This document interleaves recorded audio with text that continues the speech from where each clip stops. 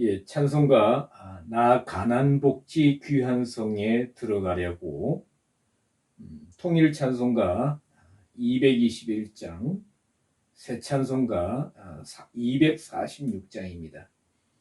통일 찬송가 221장 새 찬송가 246장 나 가난복지 귀한성에 들어가려고 합니다. 찬양 드리겠습니다. 나 가난복지 귀한 성에 들어가려고 내 중한 짐을 벗어버렸네. 죄 중에 다시 방황할 일 전혀 없으니 저 생명 시냇가에 살겠네. 길이 살겠네. 나 길이 살겠네. 저 생명 시냇가에 살겠네. 길이 살겠네. 나 길이 살겠네. 저 생명 시냇가에 살겠네. 그 불과 구름 기둥으로 인도하시니 나 가는 길이 형통하겠네. 그 요단강을 내가 지금 건넌 후에는 저 생명 시냇가에 살겠네. 길이 살겠네. 나 길이 살겠네. 저 생명 시냇가에 살겠네. 길이 살겠네. 나 길이 살겠네. 저 생명 시냇가에 살겠네. 내 주린 영혼 만나로서 먹여주시니 그 양식 내게 생명 되겠네. 이후로 생명 양식 주와 함께 먹으며 저 생명 시냇가에 살겠네. 길이 살겠네. 나 길이 살겠네. 저 생명 시냇가에 살겠네. 길이 살겠네. 나 길이 살겠네. 저 생명 시냇가에 살겠네. 아멘. 예, 오늘은 하나님 말씀 출애굽기 12장 40절로 42절, 여기 출애굽기 12장 40절로 42절까지 말씀입니다.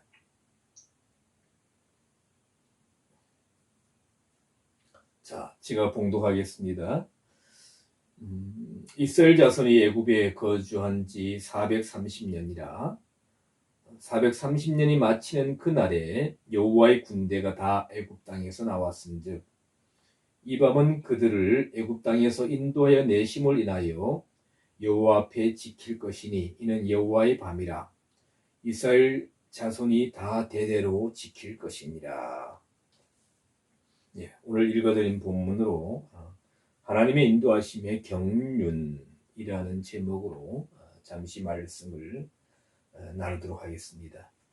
자, 우리가 오늘 본 본문 너무나 잘 아시는 대로 애굽에서 430년 동안 있던 이스라엘 백성들이, 그렇죠? 우리가 출애굽기에 보면은 그 출애굽기 또 이전에 창세기에 보면은 애굽에 요셉이 내려가서 총리가 되는 과정이 있었고, 그리고 이제 총리가 된 이후에 그 흉년 2년이 지나면서 이제 뭡니까? 그 이제 자기의 가족들, 곡물을 사러 왔던 형제들과의 만남이 있었고, 참 우여곡절의 만남이 있었죠. 그리고 이제 자기를 밝히고, 그리고 아버지 야곱과 또 가나안 땅에 거주하던 그 아브라함의 후손들, 야곱의 가족들을 다 이제 70명, 이렇게 성경은 70명 다 이제 애굽에 내려가서 애굽의 가장 좋은 땅, 기름진 땅, 고센 땅에 거주했다. 그리고 야곱이 애굽에 내려갔을 때 130세였는데 147세로 생을 마쳤다. 그리고 12지파를 축복하는 과정을 이렇게 보았습니다. 그리고 이제 우리가 잘 아시는 대로 이제 모세를 통하여 10가지 재앙을 하나님이 애굽에 내리심으로 말미암아 애굽 왕 바로가 하나님 앞에 항복하고 6월절 주리가 끝나는 1월 15일 날 람셋에서 이제 출발했다, 발행했다. 그래서 민수기 33장 3절에 보면 1월 15일 날, 오늘날 말하면은 이제 한 3월 달쯤 된다고 합니다. 1월이라는 것은 이제 이스라엘의 종교暦이다. 왜냐하면 우리가 여기 성경에 보면은 출애굽기 12장인가 보면 애굽에서 나오는 출발하는 그날이 구원받는 그날이 달의 시작이 되게 하셨다. 그래서 이제 1월 15일 날 나왔다. 그러면서 여기 보면은 오늘 우리가 42절에 보면 이 밤은 그들을 애굽 땅에서 인도하여 내심을 인하여 이렇게 기록되어 있습니다. 인도하여 내셨다. 하나님께서 인도하여 내셨다. 그리고 이 인도하다는 단어가 51절에도 보면 12장 21절 그 같은 날에 여호와께서 이스라엘 자손을 그 군대대로 애굽 땅에서 인도하여 내셨더라 하면서 13장 3절, 13장 5절, 13장 9절, 13장 11절, 13장 17절, 그리고 13장 18절, 14장 11절 해서 인도하여 내신다, 인도하셨다 해서 지금 9번 이렇게 계속해서 하나님께서 인도하셨다라고 강조하며 말씀하고 있는데 사실 보면 여기 41절에 12장 41절 430년이 마치는 그날에 여호와의 군대가 다 애굽 땅에서 나왔다 할 때도 인도하여 냈다, 인도하셨다 하는 단어와 똑같은 단어입니다. 사실 그러나 한글의 표현은 여기서 나왔다라고 되어 있는데 그래서 12장 40절로부터 13장 끝부분 22절 사이에는 인도하셨다는 단어가 표현이 총 10번이 나옵니다. 10번이 나옵니다. 자, 그러면 오늘 제가 이제 하나님의 인도하심의 경륜이라고 제가 제목을 정했는데 자, 인도한다. 그렇죠? 무슨 의미인가? 그렇죠. 우리 신약에서도 인도한다는 표현이 참 많습니다. 그렇죠. 그런데 여기 보면 인도한다는 것은 우리가 의미는 우선적으로 생각할 수 있는 것은 안내한다, 어디로 데리고 간다 이런 의미라고 할 수 있습니다.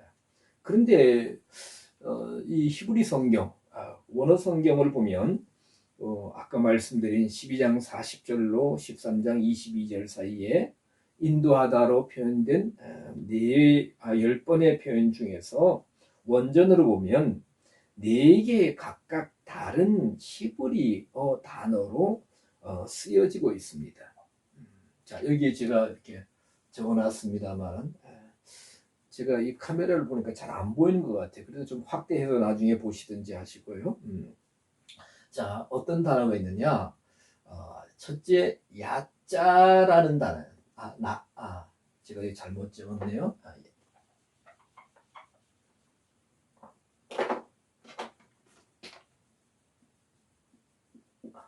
야자. 이게 화이트보드가 미끌미끌해서 글씨가 제대로 잘 안 적혀집니다. 야자. 이걸 또 이 히브리어 알파벳을 차로도 읽습니다. 야차로도 읽을 수 있고, 야자. 저는 짜 발음이 좀 괜찮은 것 같아요. 그래서 저는 짜로 발음하는, 쌍찌긋으로 발음하는데, 야자. 야자는 뭐냐면, 애굽에서 나올 때, 애굽에서 이끌어내신다 할 때, 이제 야자라는 단어가 쓰여지고 있어요. 그래서 야자는 출애굽기 12장 41절, 42절, 51절, 13장 3절, 9절 해서 다섯 번이죠. 5번 야자라는 단어를 쓰고 있습니다. 그런데 이 야자는 나가다, 꺼내다, 이끌어내다, 양육하다, 이런 단어입니다. 이런 의미를 가지고 있습니다. 그리고 두 번째로는 광야를 지나서 간다. 광야는 메마르고 삭막하는 곳이죠. 그리고 물이 없고, 우리가 성경에 보면 나라다는 불뱀이 나오는 곳. 그래서 하나님 없이는 살 수 없는 곳이 바로 광야인데, 광야를 지난다. 광야를 40년간 통행하지 않습니까? 그런데 나하, 이게 나하 이렇게 하 하지 말고 나하 이렇게 말. 나하. 광야를 지난다 할 때는 나하. 그래서 나하는 출애굽기 3장 17절, 21절 두 번 쓰이고요. 그리고 이제 그 광야를 바로 출애굽 경로를 보면은 그 람세스에서 발행해서 약간 서쪽으로 지나면은 그 홍해 바다도 건너지 않고 바로 블레셋 사람들의 지경을 지나서 바로 가나안 땅에 갈 수 있다고 합니다. 그래서 어떤 분들은 뭐 빨리 가면 한 15일 정도면 도착할 수 있는 거리다. 그런데 동쪽으로 지나서 홍해 바다를 건너서 광야로 들어가서, 그렇죠. 그 시나이 반도, 그리고 신광야, 무슨 광야, 아라비아 광야 있죠. 광야를 지나서 뭐 십계명을 받고 하면서 40년 동안 이렇게 돌아갔습니다. 그래서 광야길로 돌려서 인도하셨다 할 때는 사바브란다. 약간 좀 이렇게 발음을 세게 하면 사바브바 그렇게 이렇게 발음할 수 있는데, 광야로 돌리셨다 할 때 사바브. 그래서 사바브는 13장 18절 한 번 나오고요. 그리고 이제 네 번째 단어는 보라는 다. 보는 이제 광야를 다 지나서 가나안 땅으로 이제 이끌어 들어가게 하신다. 그래서 이스라엘 백성들이 가나안 땅에 들어간다.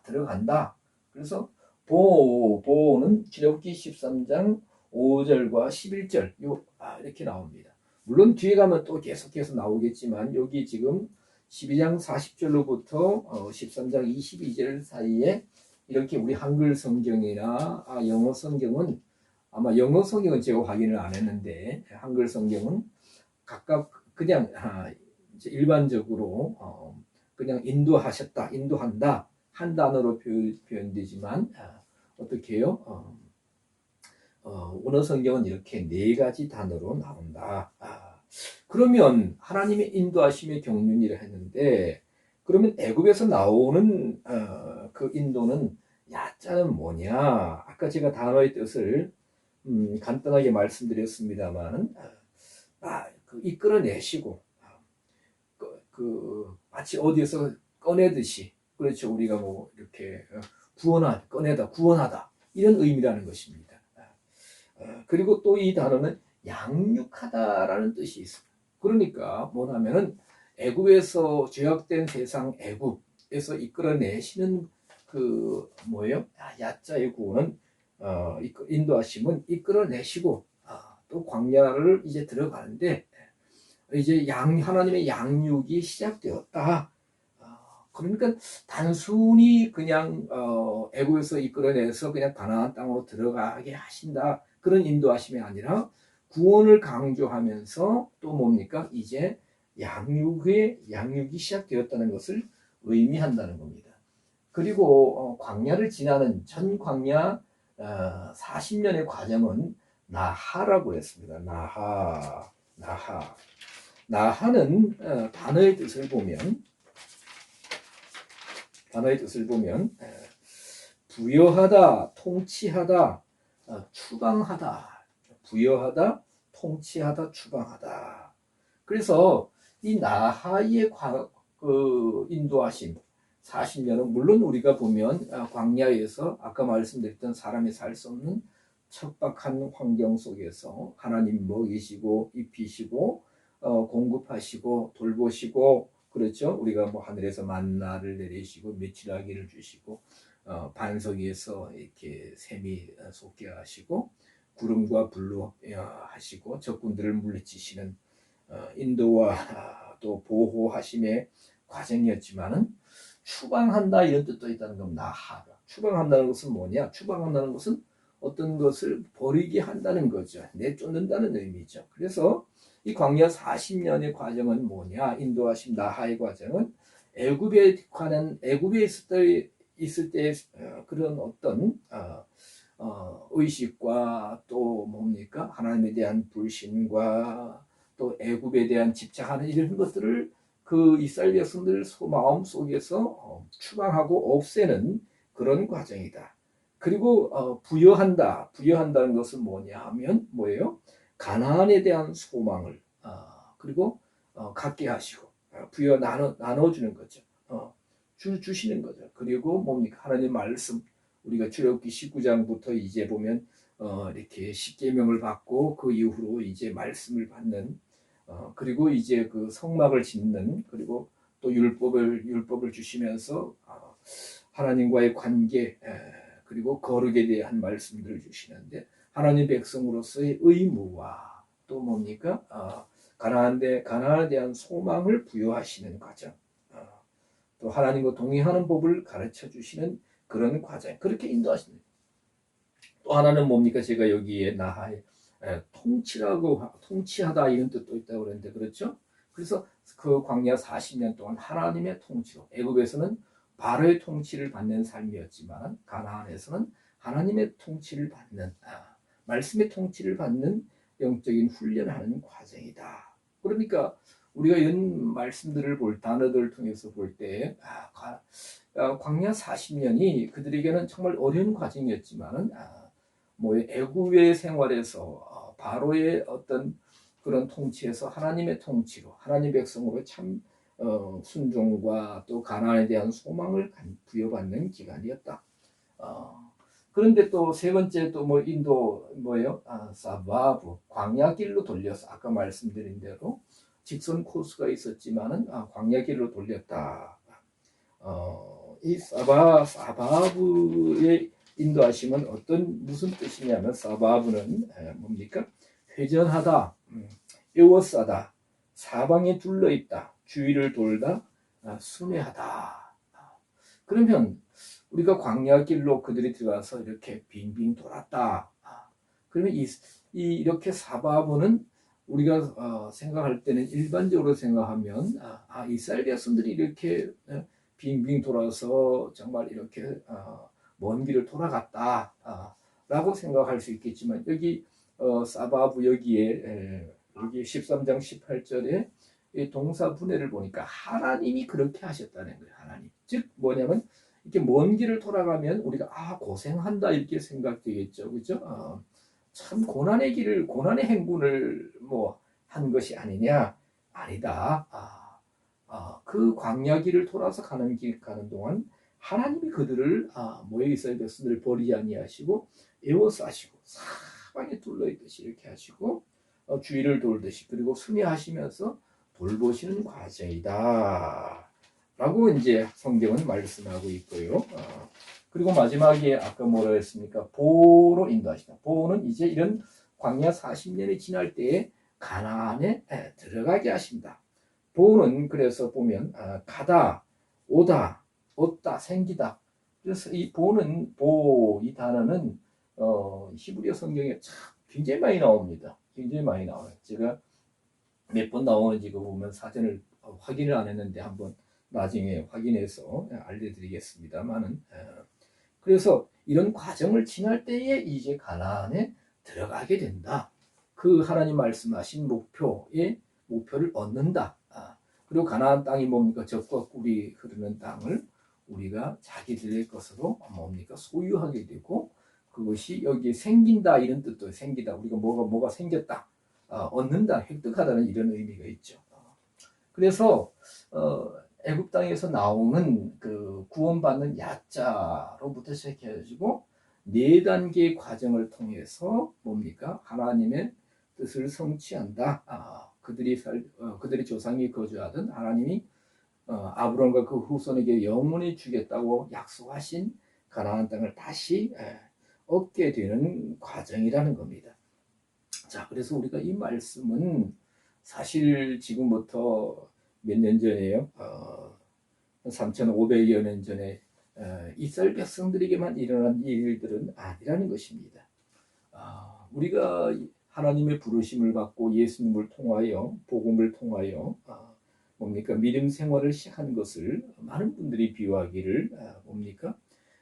영적 애국과 같은 세상에서 이끌어내셔서 뭐요? 광야길을 지금 우리가 영적인 광야길을 걸어가고 있다. 그래서 우리가 신앙생활 하고 난 이후부터 평안한 안정된 삶만 있는 것이 아니라 우리가 많은 고난이 있지 않습니까? 죄와 싸워야 되고 세상과 싸워야 되고 불신과 우리가 내적으로 외적으로 불신적인 요소와 싸워야 됩니다. 우리에게 어떤 조직적으로 신앙을 핍박하는 그런 옛날과 같은 그런 시대는 아니지만 우리는 여전히 많은 그 진리의 싸움을 하고 있습니다.